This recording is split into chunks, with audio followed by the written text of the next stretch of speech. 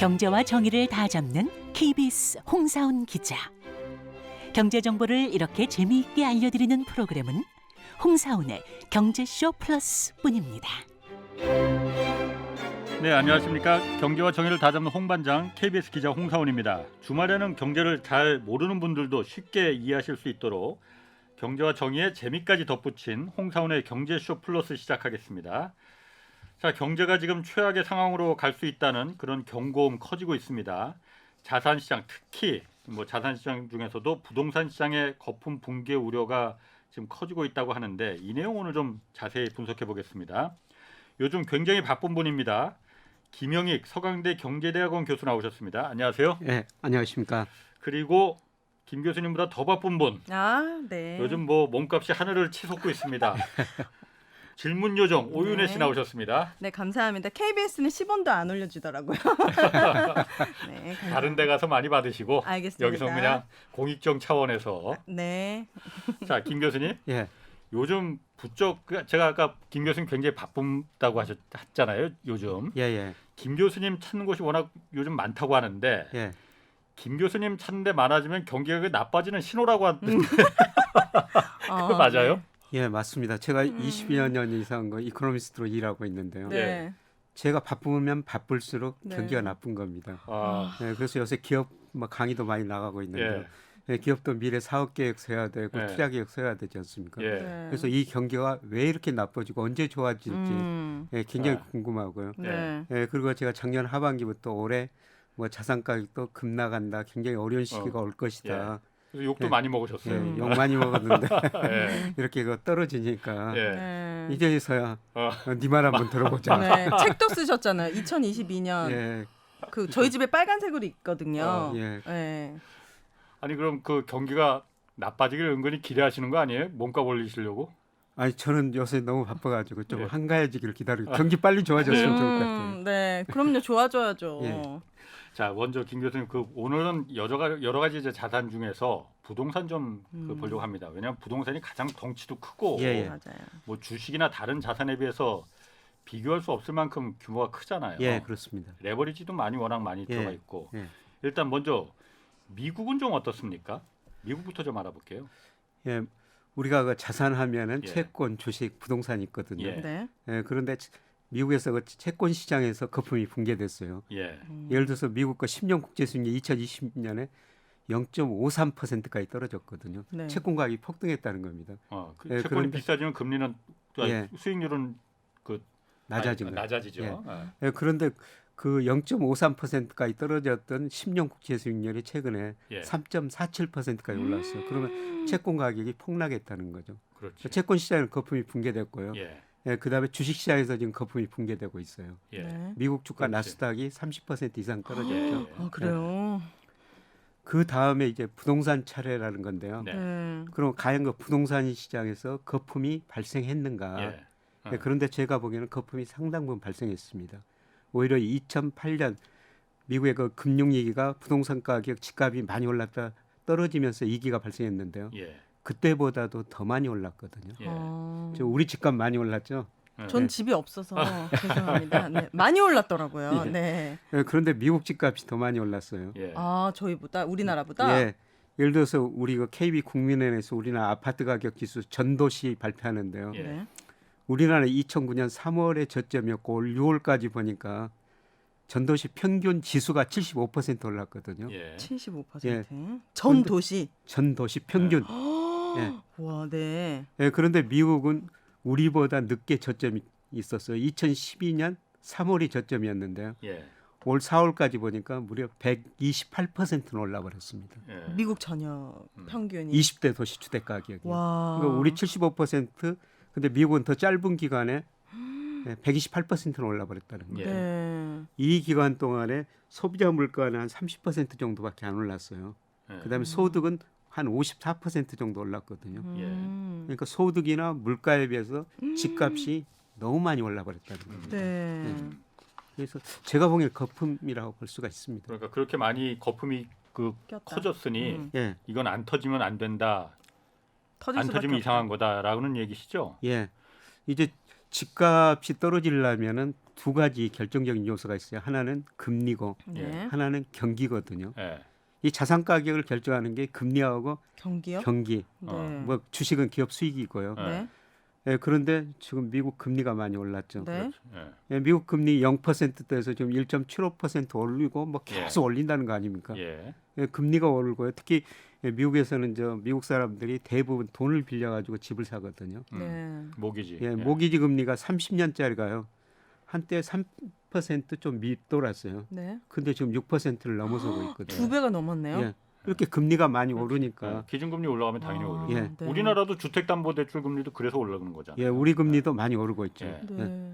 그래서 돈 빌려가지고 이제 집 사는 거를 미국 사람들이 좀 조심해서 접근해 가고 있죠. 예. 네. 그래서 뭐 모기지 금융지수라고 이게 매 주마다 발표되는데요. 예.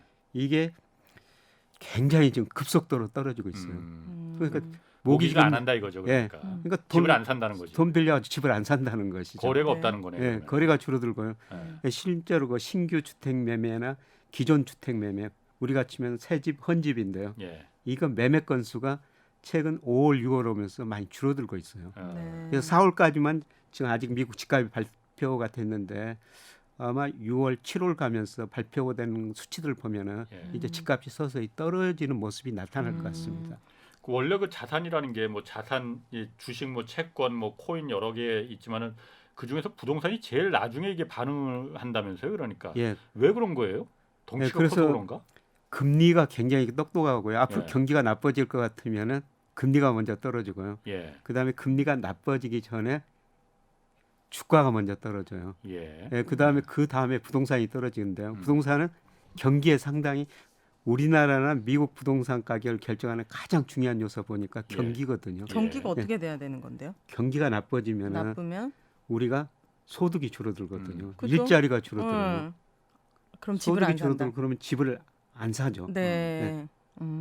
그래서 금리가 먼저 오르면서 경기가 경기가? 나빠졌고 바로 네. 나빠지기 전에 주가가 떨어졌고요. 지금은 이제 경기가 나빠지기 시작하는 국면 초기거든요. 예. 네.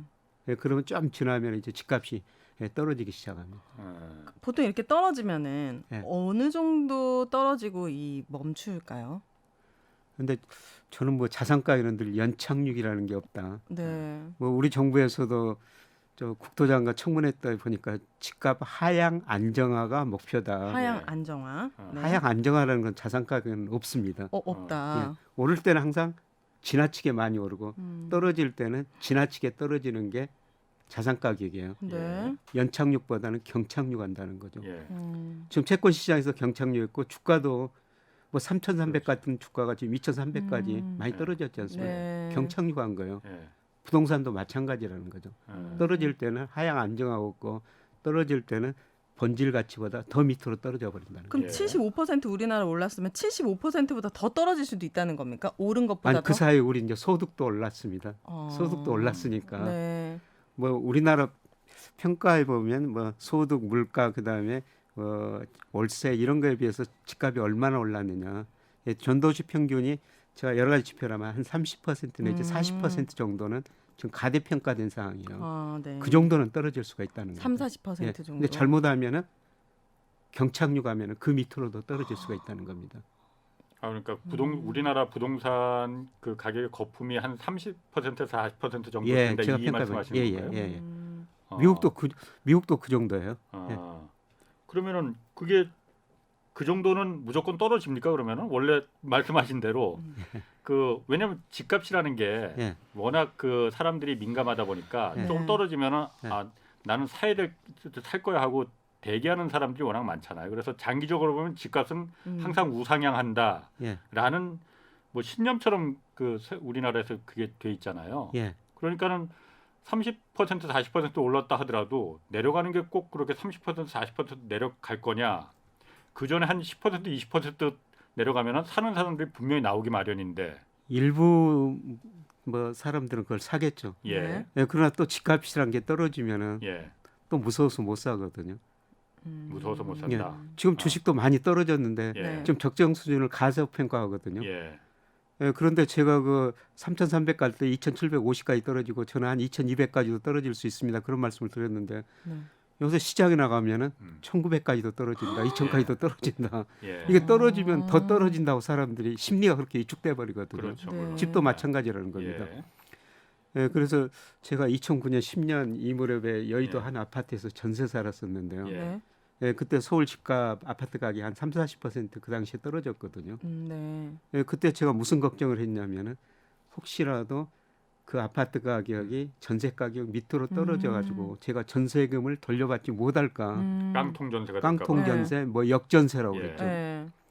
예, 그런데 최근에 일부 지방 도시에서 지금 역전세 현상이 나타나고 있더라고요. 예. 이게 서서히 저는 서울 중심부로 지금 오고 있는 과정이라고 보고 있습니다. 네. 그럼 이게 그 아까 부동산은 경기하고 민감하게 연관이 돼 있다고 하셨잖아요. 예. 네. 그럼 지금 우리나라도 그렇고 전세가 다 경기 침체가 곧 올 거라고 다들 얘기를 해요. 예, 그러면 그때 되면 부동산이 본격적으로 이제 그 하강기로 접어들 거라고 보시는 거예요. 그러면? 예, 그렇습니다. 지금 우리 경기가요, 예. 이제 수축 국면 초기에 접어들었어요. 그렇죠. 예. 초기. 예, 예. 앞으로 이제 경기를 예측하는 게 선행지수라는 건데요. 예. 선행지수는 작년 하반기부터 계속 떨어진다고 예고를 해줬고, 예.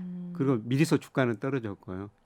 예, 제가 경기 정점 여부를 판단하는 여러 가지 지표를 보니까 특히 통계청에서 동행지수 순환변동장 이런 걸 발표하거든요. 예. 이런 걸 보니까 지난 2월이 경기가 정점이었을 것 같습니다. 제일 좋았던. 예, 어. 가장 좋았던 꼭지점이요. 지난 예. 2월이요? 올 2월. 올해 2월? 예. 아, 네. 그러면 지금 몇 달 안 됐죠. 네. 예, 그런데 우리 경기가 72년부터 이게 좋아졌다 나빠졌다 11번 순환을 거쳤는데요. 한 번 나빠지면 평균 19개월이 나빠졌어요. 19개월이요? 예. 경기가.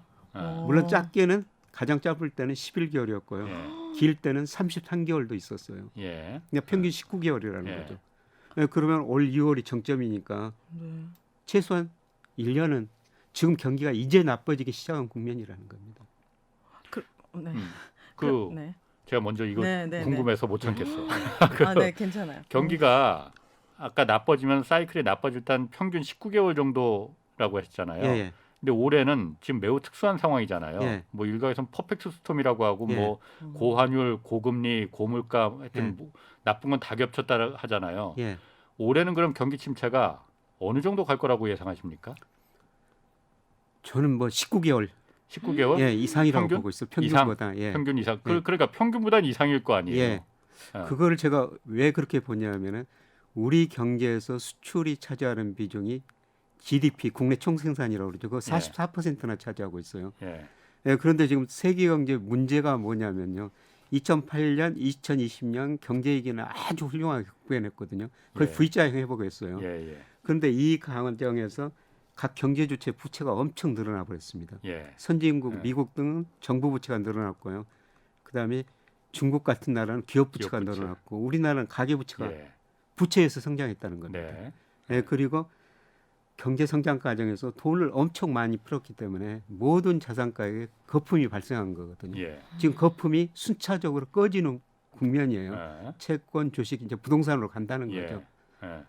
그럼 부채 문제 드러나고 자산 가격 거품 꺼지면서 이번 침체 기간은 과거 평균보다 더 길어질 수가 있다는 겁니다. 그 평균 19개월보다 더 길어질 수 있다. 예, 그렇습니다. 그럼 부동산은 마찬가지로 그럼 하락기가 19개월 이상 계속 더 갈 가능성이 있습니까? 예, 부동산 사이클은 좀 더 어. 길어요. 더 길어? 예, 경기 사실 침체기보다? 예, 우리가 저 아파트 가격이 예. 전도시 평균인데 물론 2009년 3월에 저점을 치고 예. 올 5월까지 계속 올랐거든요. 예. 네.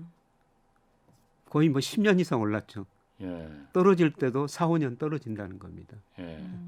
음. 그러면은 이 경기 침체를 저는 사실 겪어본 적이 기억이 안 나거든요. 그럼 이제 겪어야 되는데 예. 이 경기 침체라는 것은 그냥 일반 서민들이 느꼈을 때 돈이 안 풀리고 예, 그 돈을 사람들이 잘 안 쓰고 예. 그러면 뭐 기업이 돈을 못 벌게 되는 거고 예. 그럼 주식이 또 안 오르고 예, 부동산도 거래가 없고 예, 그러면은 개인의 입장에서는 예, 뭐 돈을 아끼고 저축하는 수단밖에 없는 겁니까? 예. 아 그래요? 돈을 줬으면 제가 답을 다 알고 있었던 돈을 거. 뭐 전부 답을 말씀하셨습니다. 아 그런 겁니까? 그 계속 무슨 일이든지 해서 일을 해야 돼요. 일을 노동을 해서 예. 돈을 벌고. 이제 경기가 침체가 빠지면 우선 일자리가 줄어듭니다. 예. 그러니까 얼마 전에 한국은행에서 이제 금융안정 보고서라는 거를 1년에 그 2번씩 국회에 제출하게 돼 있거든요. 네. 예, 그런데 6월달 금융안정 보고서를 보니까요, 우리 기업의 36%가 이자 보상 비율이 1 미만입니다. 그게 뭡니까? 기업들 예. 그만큼 이자 보상 이자도 비율이 못 낸다 이거죠. 1 벌어서. 미만이라는 건요. 네. 1년 동안 영업이익을 내 가지고 이자도 못 내는 기업이 36%나 된다는 거예요. 우리나라요? 예. 그다음에 중소기업은 42%나 돼요. 예. 그래요. 지금 금리 올랐죠? 네. 경기가 좋아지면은 이익을 내 가지고 이자를 갚을 수가 있는데요. 지금 경기마저 이제 정점치고 나빠지는 국면이죠. 예. 예, 그러면 그런 기업들이 견딜 수가 없어요. 그러면 그런 기업들이 시장에서 퇴출, 좋은 말로 구조조정인데 구조조정하면은 그 직장에 다니는 사람들이 일자리를 잃게 되죠. 네. 예, 그러면 소비를 더 못할 수 있습니다. 아, 경기 침체가 오면 그러니까 가장 먼저 우리가 표면적으로 실질적으로 느끼는 게 실업자 수가 많이 늘어날 예, 것이다. 늘어날 거라는 거. 기업들이 없어지면서요. 예. 예. 그게 좋은 말로 말해서 구조조정이고 예. 그냥 우리가 흔히 하는 말로는 기업들 다 망하는 거죠. 그러니까. 기업들 뭐 시장에서 퇴출해 주는 예. 거죠. 예, 그동안은 사실 이런 기업들이 견뎠거든요. 예. 우리 정부가 뭐 실업 고용 문제 이런 걸 생각해 가지고 은행들한테 대출 만기 좀 계속 예. 연장해라. 예. 저 기업들이 은행에서 돈 빌렸으면 이렇게 기한이 있지 않습니까? 예. 그 기한을 좀 연장해 달라, 연장해 달라 그러는데 그렇게 해도 희망이 안 보이거든요. 예. 네. 예, 그래서 지금 우리 뭐 정책 당국하고 은행들 뭐 채권단 이런 식으로 표현도 하는데요. 예. 네. 이런 기업은 구조조정 해야 되겠다. 음. 이렇게 기준을 지금 만들어가고 있어요. 예. 예. 구조조정을 해야지 새로운 기업이 태어나면서 예, 또 예. 성장하거든요. 예. 네. 네. 그래서 사실 구조조정이라는 게 굉장히 무서운 겁니다. 예. 그렇군요. 기업이 없어지는 거니까. 아니 그래서 일각에서는 그런 얘기도 합니다. 예. 그 1980년대 미국이 예, 물가가 워낙 높을 때 그때 금리를 막 한 20%까지 막 올려버렸잖아요. 예, 그렇습니다. 그러면서 그때 예. 이제 볼커라는 이제 연방준비제도 의장이 예. 무지막지하게 막 올리면서 예.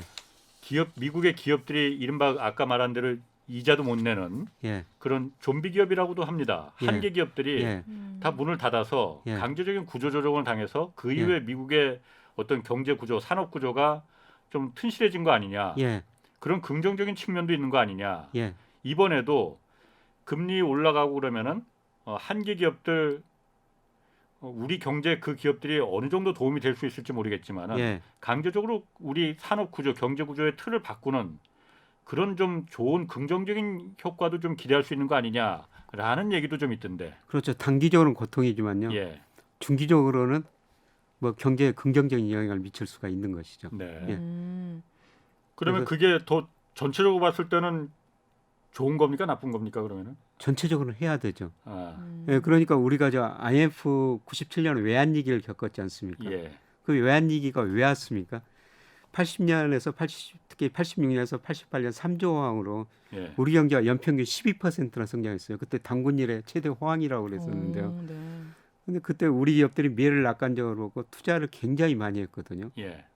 그런데 그 뒤로 투자를 많이 했는데 물건이 안 팔리니까 기업이 부실해지고 은행이 부실해졌죠. 예. 예, 그래서 결국 우리가 외환위기를 겪고 IMF 처방에 따라 정말 뼈아픈 구조조정을 했지 않습니까? 그렇죠. 30대 예. 재벌 중 11개가 해체됐어요. 예.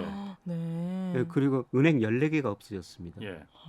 그런데 구조조정을 하고 나서 성장률은 많이 떨어졌지만 우리가 질적 성장 국면에 들어섰다, 안정 성장 국면에 들어섰다. 그런데 그 구조조정 과정에서는 정말 그 많은 기업들이 없어지니까 그 근로자들은 다 해고당했죠. 그렇죠. 네. 예, 그래서 그때 당시 자영업자들이 확 늘어납니다. 예. 그때 97년 보면은 지금 우리나라 전체 고용 중에서 자영업 비중이 한 20% 되는데요. 그때 28% 정도까지 올라간 거예요. 네. 근로자들이 많이 직장에서 나가면서 이제 일단 그 퇴직금 받아가지고 그때 그 자영업을 한 거죠. 그럼 그렇게 질적 성장이 한 번 있었기 때문에 이번 경기 침체는 예.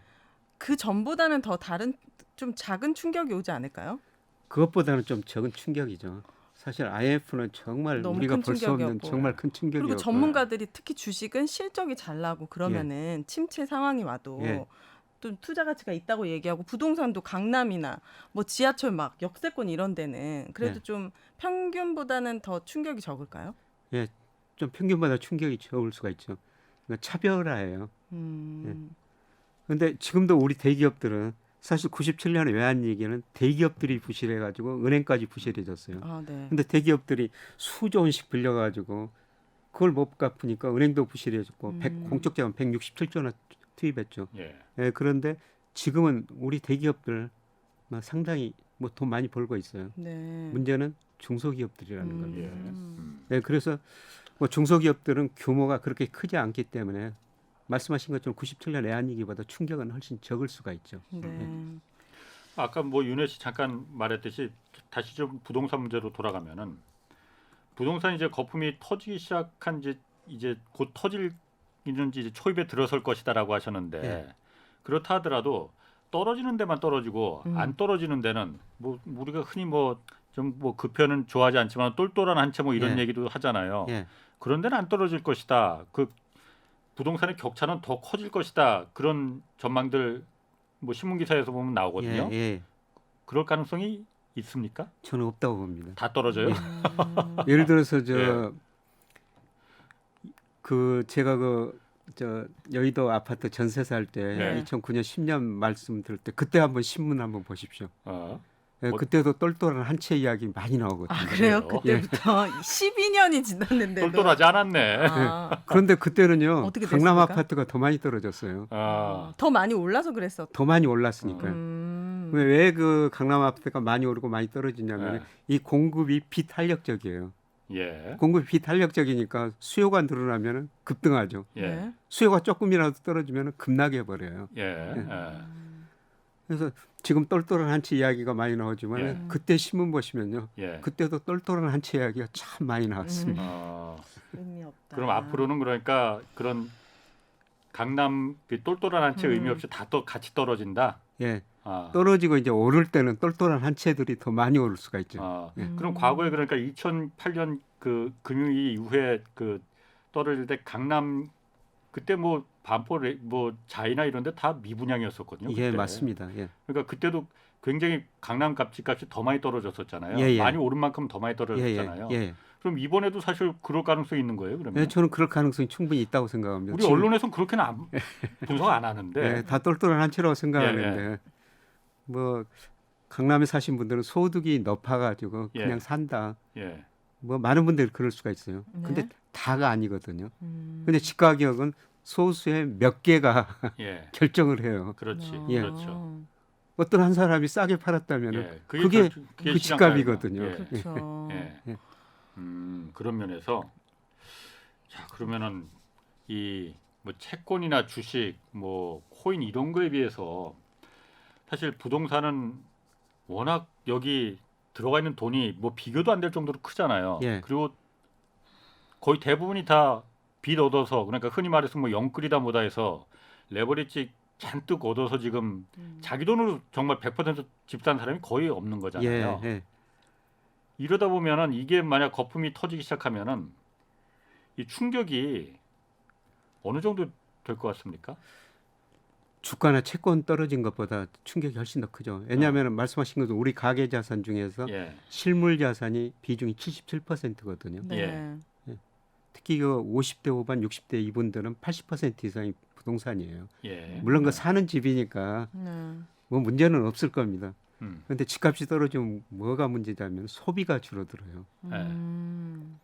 주가가 떨어질 때도 소비가 줄어들지만요. 집값이 떨어지면 소비가 내가 더 가난해졌다. 예. 이런 생각이 들어가지고요. 예. 네. 그러니까 주식은 우리 가계 금융자산 중에서 뭐 23%고요. 금융자산이 전체 23%에서 주식이 23%라는 겁니다. 그럼 전체 자산 중에서 주식 비중은 뭐 10%도 안 되죠. 예, 그런데 부동산은 77%나 되거든요. 부동산 가격이 떨어지면은 아, 내가 가난해지고 있구나. 예. 이런 생각이 들어가지고 소비가 줄어들어 버려요. 예. 예. 네. 그러니까 경제가 더 위축될 수가 있죠. 예. 주가가 떨어진 것보다 부동산 가격이 떨어졌을 때 예. 소비가 더 많이 줄어듭니다. 예. 이건 정말 무식한 질문이긴 하지만 연방에서 금리를 올리니까 미국 연준 있잖아요. 예. 거기서 금리를 올리니까 우리나라도 사실 같이 올리는 거잖아요. 예. 그럼 미국에서 금리를 막 올렸더니 물가가 생각보다 빨리 잡혔어. 예. 그러면 우리나라도 이런 충격이 없이 예. 침체가 살짝 무섭지 않고 좀 가볍게 끝날 수도 있는 겁니까? 안 무식한데. 아 그래요. 진짜 네, 굉장히 궁금해요. 유식한데요. 아, 질문하신 거 보니까. 궁금해가지고요. 예. 혹시나 정말 그런 희망을 조금이라도 가져보려고. 네, 그런데 지금 미국이나 우리나라는 뭐 정확한 스태그플레이션 상태는 아니지만은 네. 특히 미국 경제는 1, 4분기 마이너스 성장했고 2분기도 거의 마이너스 약간 플러스 성장할 거예요. 근데 물가는 8% 오르니까 스태그플레이션이에요. 근데 이걸 막기 위해서 연준의 가장 중앙은행의 목표는 물가 안정이니까요. 금리 막 올리고 있거든요. 네. 금리를 올리면은 소비가 줄어들어요. 네. 투자가 줄어들어요. 집값 떨어지고 이미 주가는 떨어지면 주가 또 떨어집니다. 소비가 더 줄어듭니다. 네. 그러면 경기 침체가 올 수밖에 없다는 거죠. 그래서 가장 좋은 게 물가도 잡고 경기도 연착륙 시키는 네. 게 좋거든요. 그러려면 어떻게 해야 됩니까? 그러려면요. 네. 저 사우디가 원유 생산을 대량 늘려버리든지 사우디가 원유 생산이요? 예. 그다음에 러시아 우크라이나 전쟁이 끝나가지고 원자재 가격이 확 떨어져 버리면요. 네. 그럼 좀 물가도 잡고 경제 성장률도 많이 안 떨어져도 돼요. 예. 예, 그런데 사우디가 지금 그렇게 늘릴 여력도 없고 예. 예, 그다음에 러시아 우크라이나 전쟁 언제까지 갈지도 모르거든요. 예. 그 중앙은행이 할 수 있는 일은 물가를 잡기 위해서 금리를 올리는 일밖에 없어요. 예. 네. 우리 저 한국은행 총재 파월 연준 의장이 뭐 유가가 올라갔다고 가서 원유 생산 늘릴 수 없죠. 그렇죠. 밀 가격 올라갔다 가서 밀 농사 질 수도 없어요. 예. 네. 그 연준 중앙은행이 할 수 있는 일은 물가를 잡기 위해서 금리 올리는 일밖에 없습니다. 그래요. 아쉽네요. 그러면 지금 이 부동산 관련해서 이 하락 시점으로 이제 접어들 초입에 있다고 본다면은 얼마 전에 이제 어쨌든 윤석열 정부에서 부동산 관련 대책 여러 개 내놨지 않습니까? 예. 거기 금융 관련된 대책도 많이 있어요. 예.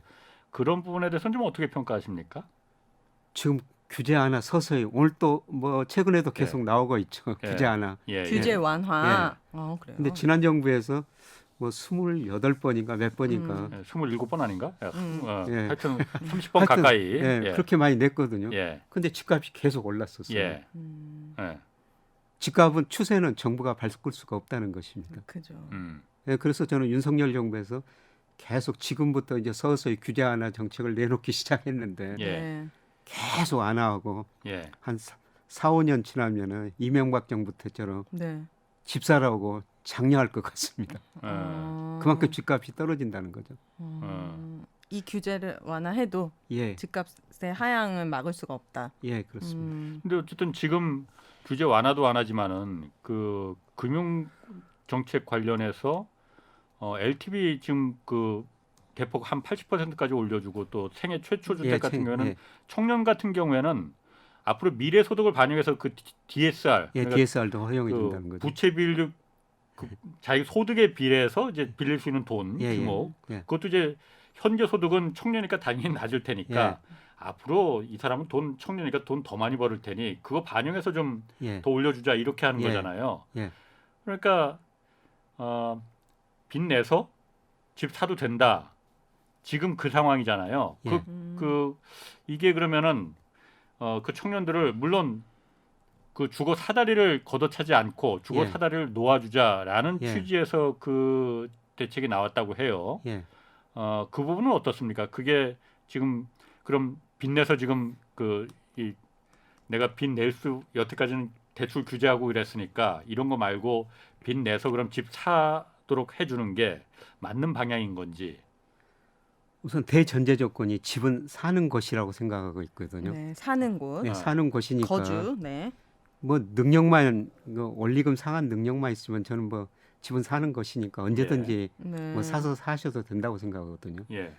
그런데 DSR 뭐 LTV 지금 안 해줘가지고 갚을 능력이 없는 분이라면은 예. 네. 네, 저는 참 어려운 시점이라고 생각합니다. 앞으로 몇 년 동안 집값이 더 떨어질 거라고 제가 보기 때문에 네. 예. 그리고 이제 경기가 좋아져야지 일하면서 돈 벌어가지고 그렇죠. 원리금 예. 상환할 수가 있지 않습니까? 예. 근데 앞으로 저 경기가 낮아진다는 겁니다. 예. 우리 잠재 성장률 구조적으로 떨어지고 있거든요. 예. 예. 잠재 성장률, 경제 성장이 떨어지고 경기가 지금 수축 국면에 들어선다는 것은 앞으로 내 임금이 별로 안 오른다는 거예요. 예.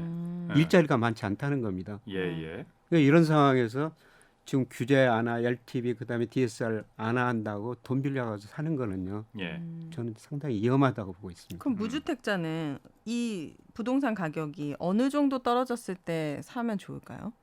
30-40% 이상 떨어지면 사도 되는 겁니까? 그 역전세 이야기가 서울에서 많이 나올 때 아, 사시면 될 것 그때는 같습니다. 다 사도 된다. 네, 그리고 지금 일부에서 그 아파트 분양이 안 된다. 지방에서는 뭐 미분양. 얼마고 서울에서 미분양이 얼마다 이런 뉴스가 나오는데요. 네. 네, 그런 뉴스가 굉장히 많이 나올 때 그때 예. 이 경기 침체일 때도 기업별로 양극화가 있습니까? 혹시 과거에도 경기 침체일 순간에도 좀 잘 나가는 산업군이나 그런 곳들이 있었습니까? 아니면 예. 전체적으로 그냥 다 진짜 다 암울해지는 겁니까? 전체적으로 다 암울해지는 거. 저 이익이 줄어들죠. 아 어쨌든 늘어나는 기업은 없죠. 어. 예를 들어서 삼성전자 네. 정말 좋은 기업 아닙니까? 네. 그 삼성전자 주가가 작년 상반기에 95,000원까지 갔었거든요. 네. 근데 뭐 10만 전자 이야기 나왔지 않습니까? 네. 예, 그런데 삼성전자 주가가 지금 58,000원 뭐 이 정도 떨어졌거든요. 네. 근데 작년 6월 달에 우리나라 경기를 미리세 예측가 안 해주는 선행주 순환 변동치라고 있는데요. 네. 그게 꺾였어요. 네. 그게 꺾이고 삼성전자 주가도 같이 떨어졌죠. 그러니까 이렇게 경기가 꺾이면은 네. 아무리 좋은 기업이라도 방향은 같을 수밖에 없다는 거죠. 정도의 차이는 있어요. 다른 기업보다는 상대적으로 덜 어려운데 이익은 같이 줄어들 수밖에 없다는 겁니다. 그래서 아까 이렇게 어려워도 강남 아파트는 오를 거 아니냐. 방향은 같다는 겁니다. 떨어지는 방향은. 예, 예. 삼성전자 4만이 바닥이라고 보십니까? 아, 저는 4만 원까지는 안 내려가리라고 봤어요. 아, 네.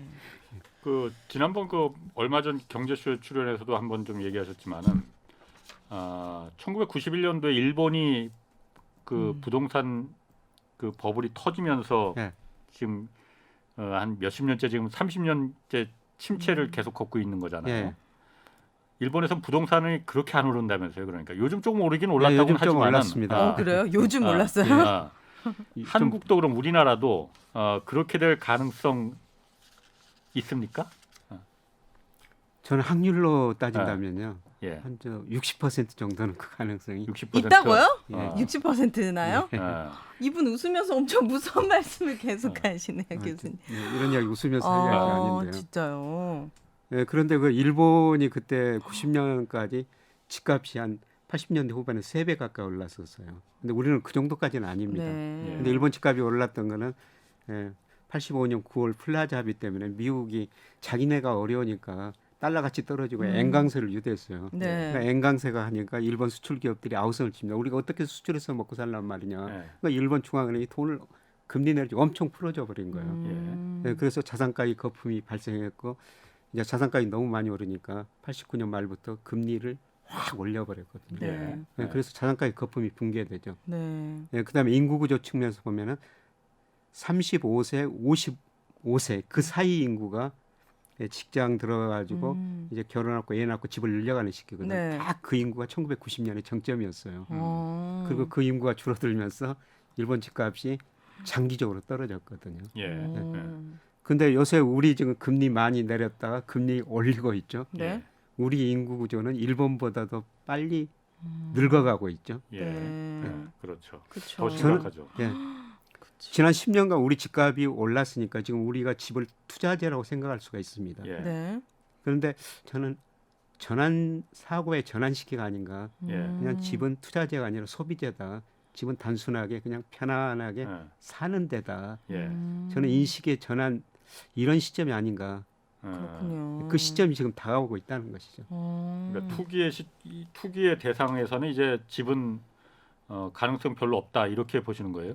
예, 저는 그렇게 보고 있습니다. 10년, 20년 후에도 이렇게까지 거래가 잘 되거나 잘 팔리거나 이러기는 힘들다는 말씀이시죠? 인구 구조. 예, 인구 구조 측면에서 볼 때요. 어. 또 하나 그리고 제가 조금 좀 요즘 보면은 그 이해가 좀 안 되는 게 작년까지만 해도 그 부동산 막 폭등할 때 예. 그때 다들 언론이나 전문가들 그 얘기했거든요. 주택 공급이 없어서 지금 이렇게 폭등하는 거다. 예. 맨날 그 재건축 규제하고 그러니까는 공급이 없으니까 폭등하는 게 당연하지 않았느냐. 예. 그러니까 빨리 지금 다 그 규제 같은 거 재건축 규제는 무슨 규제야 다 없애서 예. 예. 빨리 재건축하게 해서 예. 공급을 늘려야만이 집값 잡을 수 있다라고 했잖아요. 근데 지금 뭐 사실 주택 공급이 재건축이 그 사이에 뭐 일어난 것도 아니고 뭐 공급이 더 늘어난 것도 아니고 근데 지금 집값이 지금 꺾이고 있는 거잖아요. 예. 이거는 어떻게 설명을 할 수가 있는 거예요? 그래서 사실 공급이 있지도 않았었는데. 최근 몇 년 동안 집값이 그 주택 수가 줄어들었다는 통계는 본 적이 없습니다. 공급이 늘어났거든요. 네. 예, 그런데 집값이 오르는 것은 공급은 늘어났는데 그만큼 앞으로 기대를 반영한 기대 예. 수요가 많이 늘어났다는 겁니다. 예. 예, 그런데 지금 그 수요가 꺾이고 있다는 거죠. 네. 수요가 예. 그런데 그 수요가 많이 늘어나는 게 예. 저는 유동성이라고 보고 있거든요. 예. 사실 미국이나 우리나라나 이기 때마다 그 마샬 K라고 그러는데 GDP 실물 경제에 비해서 돈이 엄청나게 늘어났어요. 특히 2020년에는 미국은 수직으로 늘어났고요. 우리도 실물에 비해서 돈이 급증해 버렸거든요. 실물에 비해서 돌아다니는 돈의 예. 양이 예. 그렇게 늘어난 돈이 모든 자산가에 거품을 만든 거죠. 채권 예. 시장, 주식 시장, 부동산 시장. 예.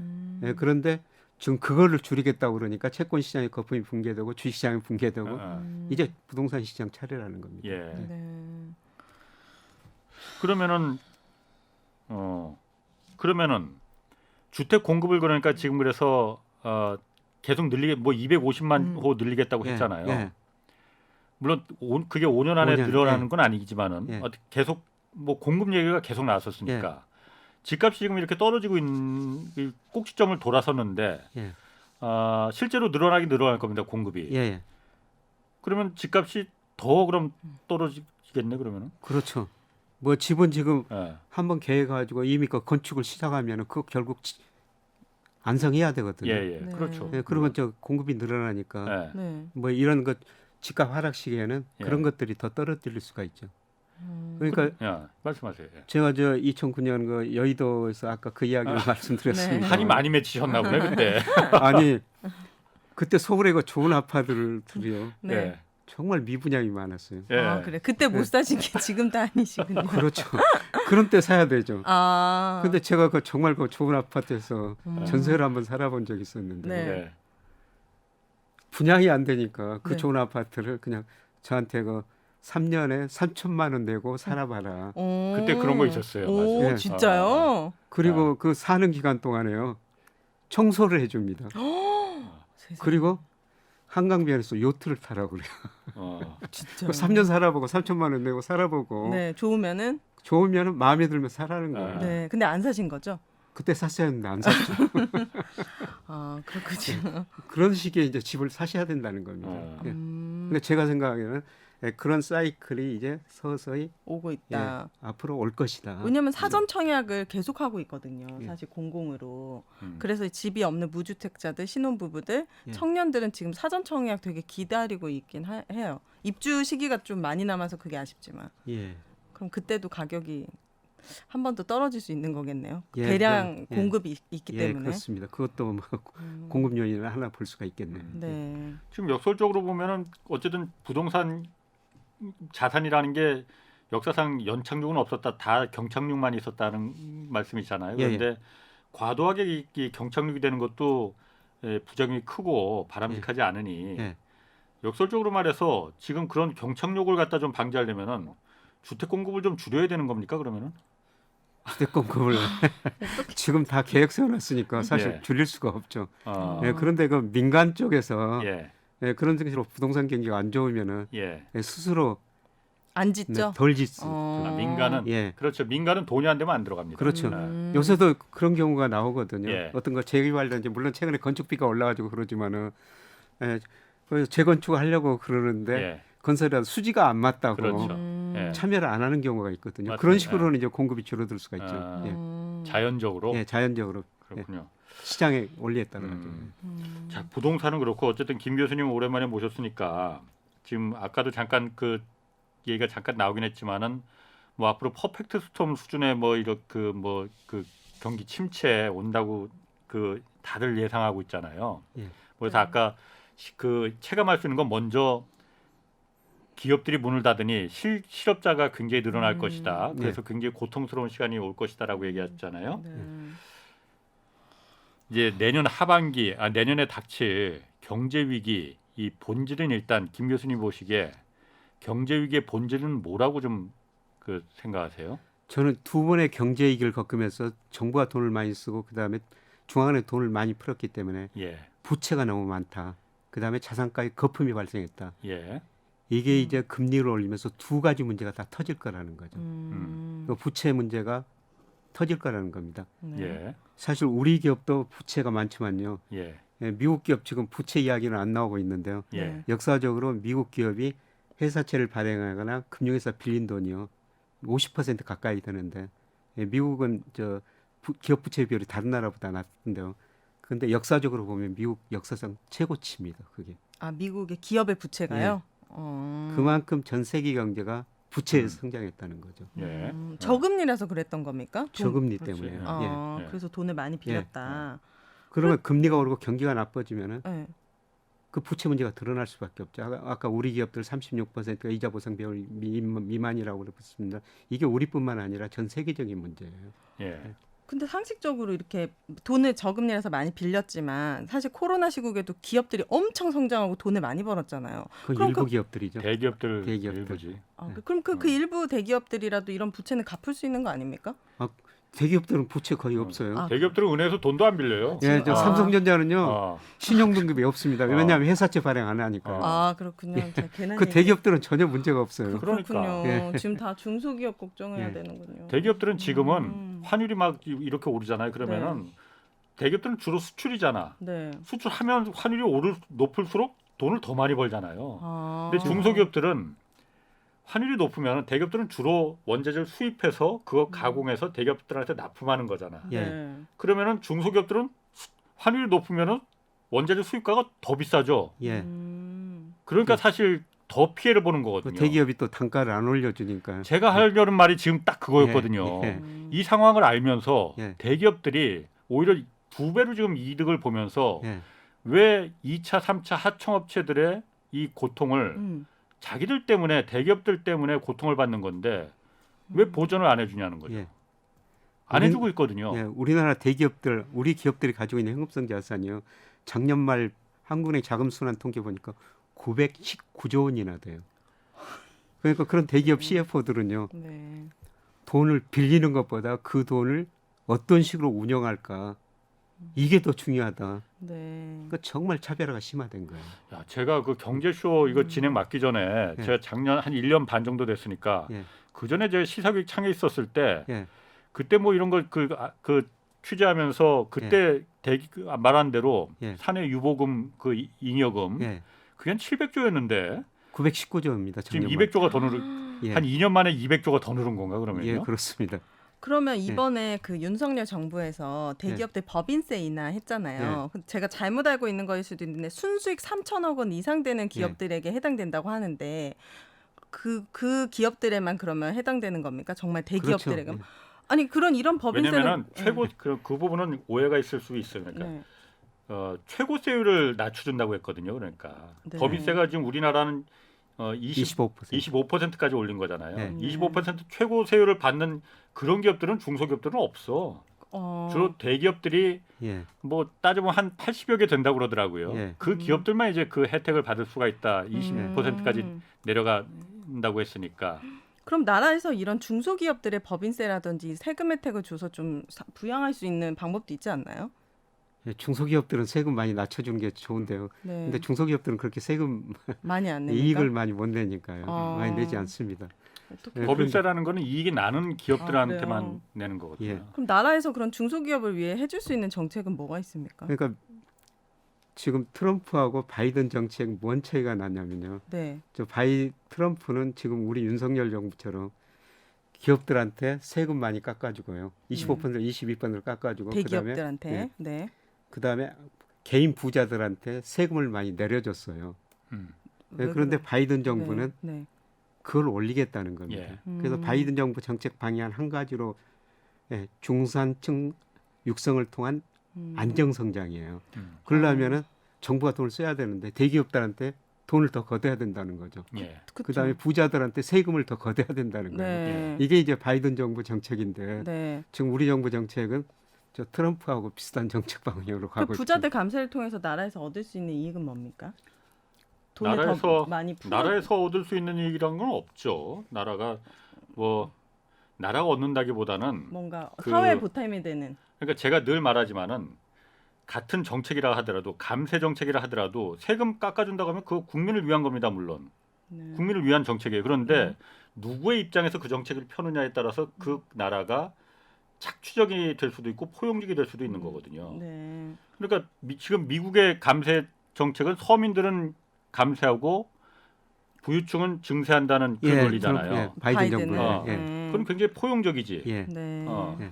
근데 한국은 사실은 제가 또 이거 좀 참가해야 되나? 받으셨어요. 왜냐면 제가 예전에 시사기 창에서 뭐 이런 거 취재할 때도 보면은 우리나라 법인세 대기업들이 법인세 지금 25% 낸다고 하지만은 네. 그 최고 세율이 25%라고 하지만은 25% 내는 기업들 그렇게 많지 않습니다. 왜냐면 우리가 이 개인들도 연말에 연말정산하잖아요. 네. 이것저것 해서 뭐 의료비 썼다, 뭐 애들 학원비 냈다, 학교 등록금 냈다 해서 여러 가지로 공제해주잖아요. 해주죠. 네. 연말정산 받잖아요. 예. 마찬가지로 기업들도 투자 많이 했다, 무슨 뭐 고용 많이 했다 해갖고 여러 가지 세액 공제를 많이 받거든요. 네. 그래서 이 다 공제 받고 실제로 내는 25% 법인세에서 명목세율에서 얼마나 내느냐 다 공제 받고 이걸 이제 실효세율이라고 하거든요. 실제 예. 내는 세금. 예. 네. 한때 삼성전자 우리나라에서 가장 많은 돈을 버는 삼성전자의 실효세율이 네. 12%까지 떨어진 적이 있었어요. 어. 그래서 그 당시에 무슨 얘기가 나왔냐면은 우리나라에서 가장 돈을 많이 버는 기업이 인천의 주물공장보다도 더 낮은 세율을 적용받고 있다. 물론 절대액은 많죠. 그렇지만은 대기업들이 실제로 25%를 지금 세금을 내는 법인세를 내고 있는 거냐? 네. 아니거든요. 이것저것 여러 가지 말도 안 되는 건 아니지만 세액 공제를 굉장히 많이 받고 있거든요. 네. 중소기업들은 무슨 뭐 그 투자 세액 공제니 이런 거 알지도 못해. 낼 수 있는 여력 그 공제받을 여력도 없고 네. 그건 철저하게 대기업들을 위한 세액 공제가 굉장히 많이 있거든요. 네. 저는 경기 침체가 되면 결국 부채 때문에 많은 기업들이 힘들어진다 했는데 대기업은 지금 부채가 없다는 말씀이시고. 예. 그럼 결국에는 경기 침체가 오면 중소기업들이 가장 직격탄일 건데 우리가 지켜야 될 건 바로 거기에요. 지금. 고기를 중소기업들이 있는 위한 정책이 필요합니다. 예. 교수님, 네, 정부의 역할이 거기에 있죠. 교수님 정부 안 들어가십니까? 저는 전혀 생각 없습니다. 아니 왜냐면은 제가 이거 조금만 더 얘기할게요. 네. 제가 예전부터 이건 굉장히 문제라고 생각했거든요. 네. 우리나라 그래서 실효세율을 낮추는 게 여러 가지 세액 공제잖아요. 예. 특히 이게 얼마나 대기업들을 위해서 그 적용되냐면은 가장 단적인 예로 임시 투자 세액 공제라는 거 있었습니다. 예. 지금도 있습니다. 근데 예. 그게 교수님 더 잘 알겠지만은 처음에 1982년도에 이게 생긴 거거든요. 예. 왜냐면 이건 제가 취재를 해서 알아. 예. 예. 네. 그러니까 투자 많이 하면은 그만큼 우리가 세금을 그렇죠. 좀 깎아주겠다라는 네. 거거든요. 왜냐하면 1980년도에는 대기업들도 돈이 없기 때문에 투자를 잘 안 하니까는 정부가 세금 깎아줄 테니까 대신 투자 좀 해라 이렇게 장려를 한 거거든요. 근데 앞에 임시라는 말이 들어간 거는 네. 계속 하는 거 아니고 1년만 딱 해줄게 우리가. 예, 예. 1년만 하고 일몰시킨다. 그러니까 예. 1년간만 우리가 이거 투자하면은 세금 깎아줄게. 음. 그래서 임시 투자 세액 공제라고 해놨는데 40년째 지금 계속 임시예요. 연장되고 있어요. 40년째. 40년째 임시야. 대단하네. 이게 어떻게 가능하겠느냐. 음. 매년 임시 투자 세액 공제 없앤다고 하면은 국회에서 어쨌든 이게 입법 사항이니까 국회 기재위에서 예. 이 안건이 논의될 만하면은 대기업들의 마크맨들이 의원들 기재위 위원들 의원들 있지 않습니까? 마크맨들이 밤낮으로 붙는 거예요. 대단하네. 일반 사람들은 알지도 못해. 국민들은 알지도 못해. 저도 몰랐습니다. 그런 게 예, 있었는지. 음. 취재해 보니까 그런 게 있더라고요. 예. 철저하게 대기업을 위한 그런 세액 공제들이 1년 계속 연장이 되는 거야. 40년째. 40년째. 네. 뭐 솔직히 말해서 현대자동차나 삼성전자가 다 그 세액공제 임시투자 세액공제 절반 이상을 다 갖고 가는데 예. 그런 장치 산업들은 기업들이 굳이 국민들 세금으로다가 보조금 주지 않더라도 계속 투자하지 않으면 도태될 수밖에 없어요. 그렇죠. 우리나라에서 분기당 그야말로 10조 원 이상의 세금이 이익이 나는 회사들한테 왜 세금으로 그걸 보존해 주느냐. 차라리 그 돈을 중소기업들한테 보존해 주는 게 더 합리적이고 정의로운 정책 아니냐라는 게 제 생각이거든요. 잘 들으셨죠, 교수님? 예. 정부로 들어가셔서. 이거는 그 정책 당국자들이 꼭 들어야 될 보셔야겠네요. 이야기입니다. 예. 그러니까요. 뭔가 경기 침체를 앞두고 걱정이 많습니다. 그러면 이 시그널이 있습니까? 반등. 뭔가 회복이 됐다, 경기가. 주식이 그래도 좀 회복이 됐다. 이거 우리가 알 수 있는 신호가 있을까요? 예, 주식시장에서는 지금 네. 물가 문제가 가장 인플레이션 문제가 중요한 거기 때문에 네. 인플레율이 조금 떨어졌다. 물가가 좀 떨어졌다. 예. 아, 네. 이런 시그널이 나오면 주가가 한번 반등할 거예요. 아, 물가가 예. 떨어졌다. 그리고 부동산은요? 부동산 시그널은요. 네. 지금이 뭐 정점 뭐 무렵이죠. 어디 가나 지금 최근에 그 집값 이야기 많이 했지 않습니까? 네. 그게 정점에서 나오는 이야기고요. 예, 시그널은 언론에서 뭐 집값이 많이 떨어졌다. 그다음에 역전세다. 이런 이야기가 많이 나오면은 네. 어렵다. 이런 어렵다. 이야기가 많이 나오면은 예, 그때가 저점이죠. 저점이다. 미분양 많이 됐다. 예. 그럼 언제 다시 올라갑니까? 좀 상승이 시작됩니까? 부동산은? 다시 이제 경기 사이클이 크게 좋아져야 좋아지면 되죠. 막 주가도 올라가고 막 모든 이렇게. 자산 가격이 올라가려면 충분히 떨어져야지 그 다음에 올라가는 겁니다. 충분히. 예. 네. 그러니까 주가가 지금 저는 주가는 상당히 충분히 지금 떨어지고 있다고 생각해요. 지난번에 그 경제쇼 그 나오셨을 때 얘기 제가 그 부분이 좀 인상적이었거든요. 주식의 바닥을 치고 지금 올라가는 시점을 어떻게 보고 알 수가 있느냐. 예. 환율 얘기하셨잖아요. 예. 제가 그 부분이 딱 인상적이고 다시 그렇죠. 한번 좀 얘기해 주세요. 환율이 왜 중요한 건가요? 환율하고 우리 주가하고는 반대 방향이에요. 환율이 오르면 우리 주가 떨어지거든요. 예. 환율이 오르면 외국인들이 우리 주식을 팝니다. 근데 환율이 떨어지면 떨어지면은 우리 주가는 오르죠. 근데 지금 제가 보기에는 환율 1,300원도 비정상적인 환율. 올랐다는 겁니까 이게? 지나치게 올랐다는 거죠. 예, 그다음에 주가도 2,300이면은 우리 뭐 일평균 수준이나 GDP에서 저평가됐거든요. 예. 네. 그러니까 환율은 너무 높고 주가는 지금 너무 낮다는 겁니다. 네. 예, 이런 시기에는 주가는 저는 충분히 많이 떨어졌다고 생각하고 있어요. 아 그래요? 그 경기 침체 시기에도 주가가 좀 올라갑니까 근데 그러면은? 못 올라가죠. 아 박스에 있습니까? 박스에. 근데 아. 지금 박스권 하단에 하단에. 이제 박스권 경기가 나빠지면은 박스권 하단까지 떨어졌으니까 박스권 상단까지 올라갔다 떨어졌다. 예, 반복하는군요. 계속 반복하죠. 이런 질환 조정이 오래 갈 겁니다. 알겠습니다. 자, 오늘 여기까지 하겠습니다. 자, 김효익 교수님 그리고 오윤혜 씨 두 분 고맙습니다. 주말에는 경제와 정의를 따따블로 잡는 홍사훈의 경제쇼 플러스 오늘 여기서 마치겠습니다. 고맙습니다. 감사합니다. 고맙습니다.